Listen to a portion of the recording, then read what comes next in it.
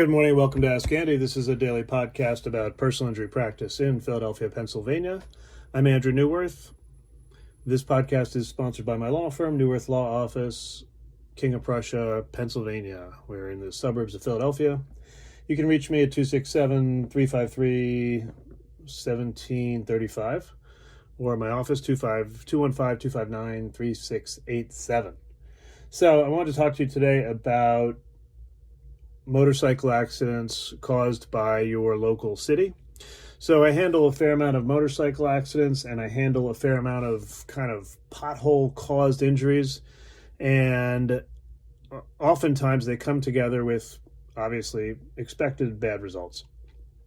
So, what's the typical scenario I see? The typical scenario is motorcycle riding along, clear road, no bad weather, no cars around, hits a pothole, flies off the motorcycle. And, breaks a toe, breaks a leg, hits a guardrail and dies, and everything in between. So the question is from the lawyer's point of view, am I interested in that? Is that something I want to work on? And the answer generally is yes. I mean, a lot of people, car drivers will generally tell me just in passing, oh, I don't like motorcycles. Don't put me on your jury. Because, to some extent people say, well, you're riding a motorcycle, you kind of assume the risk of whatever happened to you. So,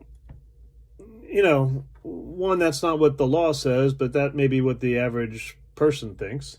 The second part of the equation is, people who have motorcycle crashes usually have pretty serious injuries. I mean, I've been to visit clients in burn units, I've been to funeral homes, and I've, seen, people who are friends and family of clients who've lost limbs from motorcycle crashes. So, the injuries can be pretty devastating, mostly because you're on a motorcycle as opposed to a car, you're exposed. But the flip side of that is that, the people who maintain the roads are the townships or the city of Philadelphia, and they know that,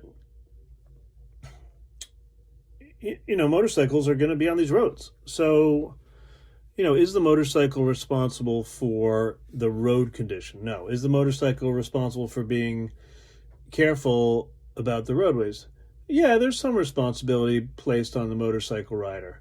But what happens if you're, buzzing along during the speed limit and you hit a pothole that, just can't be seen well, and you fly off your motorcycle? Were you doing anything wrong as a motorcycle rider? No. So the law in Pennsylvania allows you to sue the township or the city for roadway defects or potholes. So that's what, as lawyers, that's how we end up kind of trying to resolve the situation. We don't really negotiate with the city or the township because they never really get around to paying attention to the case.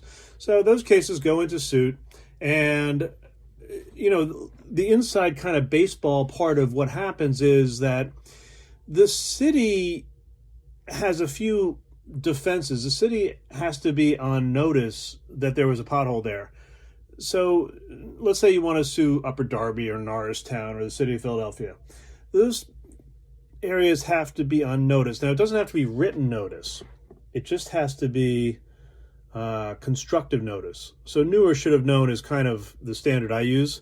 And then, one of the first things we ask for once discovery gets rolling in a, pothole type case is, send me every complaint made by anyone about that intersection.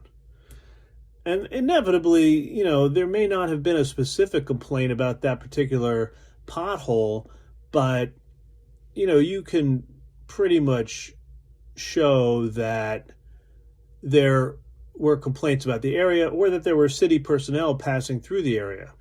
So, city personnel passing through the area are supposed to make reports about potholes, etc. So let's say, for example, I worked on a case a while back where people were complaining about the exact pothole that caused my client to fly off his motorcycle. All right, so that's the perfect situation. What's the less perfect or the worst case scenario is that there's really nothing there. But, maybe you have Google images going back 6 years showing that you've got potholes in that exact location. Okay, is that helpful? Yeah. Is a city employee charged with knowing or should have known about that? Maybe. But, the city of Philadelphia, particularly, less so out in the suburbs, is, pretty strapped for road paving money. So there's some, indications on a roadway that road should have been repaired 5 years earlier. If you see sort of cracking in a roadway outside of the potholes or just around the potholes, that's a sign that the roadway is done, is cooked. Should have been repaired a long time ago. So, can you blame that on the city? Yeah. Do the little potholes that open up after wintertime, do those usually cause accidents? Yeah, I don't know. It just depends on where you are and what your potholes look like. But the potholes I deal with are generally kind of long-standing, deep problems that, really should have been repaired. And, the question really is like, look, what are we doing here? We're paying taxes. We have a streets department or we have a roadway highway department. There have been complaints about, this stretch of roadway. Why isn't it getting repaired? And usually there's no good reason for that. And, usually in the cases where you have a serious injury and a pretty direct notice to the township of a pothole, your case is going to be settled. The harder ones are where there's kind of less direct knowledge chargeable to the township or the city. So, maybe there's a sidewalk that's kind of not quite, flush or not quite straight. Maybe that's the responsibility. In a lot of townships outside of Philadelphia County, the homeowner is responsible for the sidewalk, not the township. And, so there's just a lot of kind of smaller, more important rules. But a lot of people call me and say, well, I can't sue the city because I didn't have a serious injury. Well, that's not actually my experience. I mean, the law says, yeah, you fly off your motorcycle and you have a boo-boo, on your elbow, you can't sue the city. Okay, well, what are the rules? The rules are you got to have serious impairment or serious physical injury.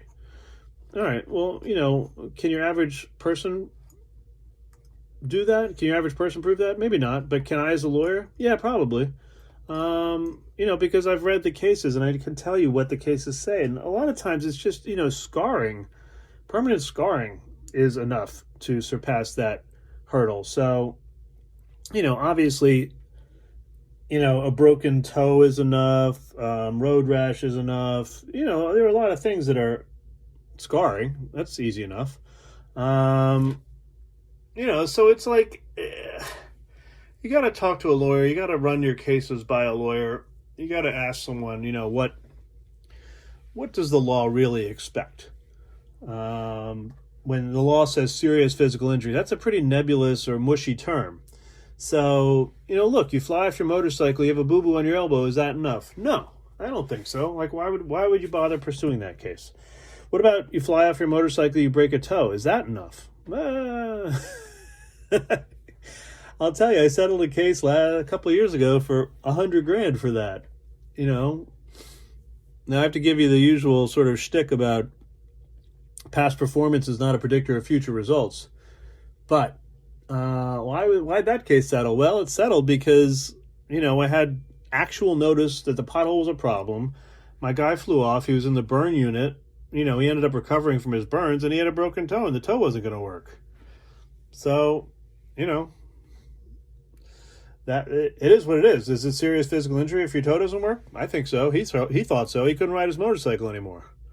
So, look, there are a lot of things that go on that really it's not kind of a DIY system. There's a reason lawyers exist in any system. But, it's definitely worth any motorcycle accident happening to you, your friends, your family is worth checking out with me or some other personal injury lawyer. All right, that's enough for today. Again, I'm Andrew Neuwirth. This is a daily podcast. I hold people accountable for their negligence. Have a great day.